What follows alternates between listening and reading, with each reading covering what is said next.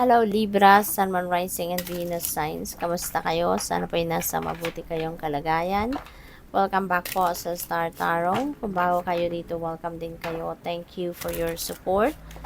I truly appreciate it. God bless you all, Libra.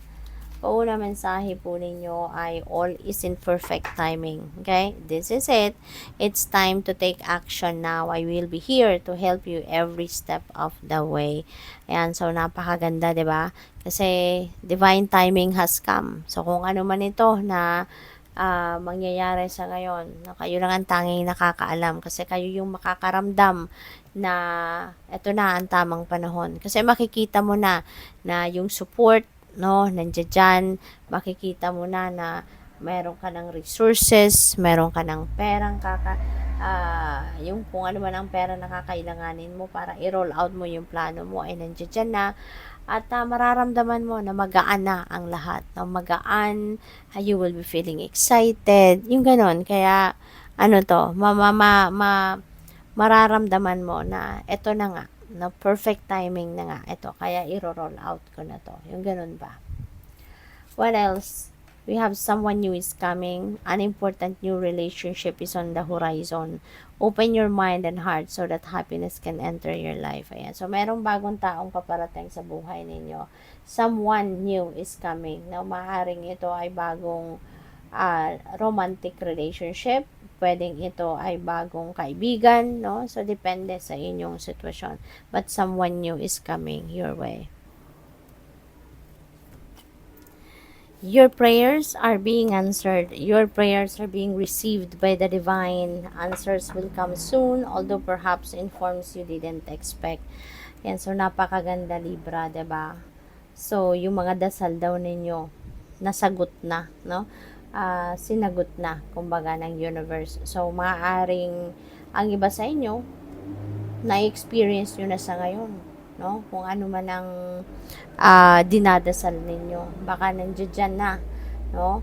Ang iba naman, baka parating pa lang, 'di ba? Yung mga sagot sa inyong mga dasal. Kaya be on the lookout for that, no? Be hopeful, be optimistic, okay?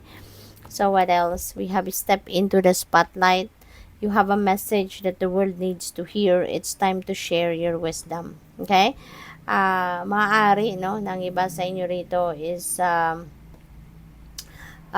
siguro you're going to embrace your you are going to embrace your gifts, you're going to embrace your purpose na using your gifts.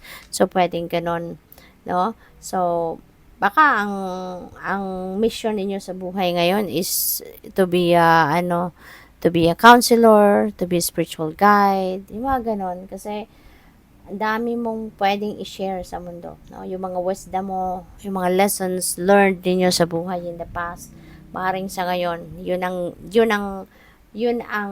mission ninyo na i-share ninyo yan sa ibang tao to inspire them, to motivate them, to help them also find their light, 'di ba? Yung ganon.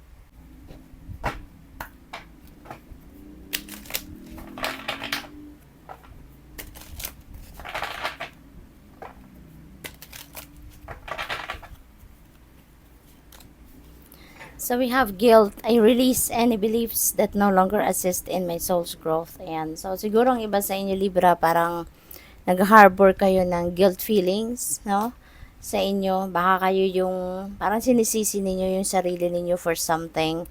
Pero hindi necessary, no? Yung parang gano'n na napipick up ko na nagigilty kayo pero hindi naman dapat kasi wala naman kayong sigurong kasalanan, wala naman kayong pagkakamali, wala naman kayong pagkukulang, kaya lang yung parang inaako ninyo, 'di ba? Inaako ninyo yung pagkakamali pero actually hindi naman kayo ang may pagkakamali. Yung parang ganon. Kaya maaring ngayon eventually marirealize nyo din yun, no, na bakit ko nga ba inaako yung pagkakamali, wala naman akong ginawa, 'di ba? Kaya maaari ngayon maiisip niyo na it's about time na para i-release ninyo yung paniniwala ninyong yon, no? Kasi hindi yun makakatulong sa iyo, no? Hindi yun At siguro nararamdaman din ninyo na yung discomfort, no, ng guilt feelings na to, na samantalang hindi naman dapat na kayo yung mag-ako ng ganong sitwasyon. We have happiness, magiging masaya ka na. Kasi let go mo na tong guilt feelings mo, kaya magiging masaya ka na. I am aware that being happy means that I am on the right path. Ayan, so magiging masaya ka na kasi marirealize mo na tama na yung ginawa mo. No, na-release na yung guilt feelings na yun. Na-release na yung pagsisisi na nila, na kumbaga, pagsisisi sa mga bagay na yon, no, na hindi naman dapat talaga na inako ninyo, no? We have peace, yan, finally, 'di ba? So, totoo talaga to, Libra, no?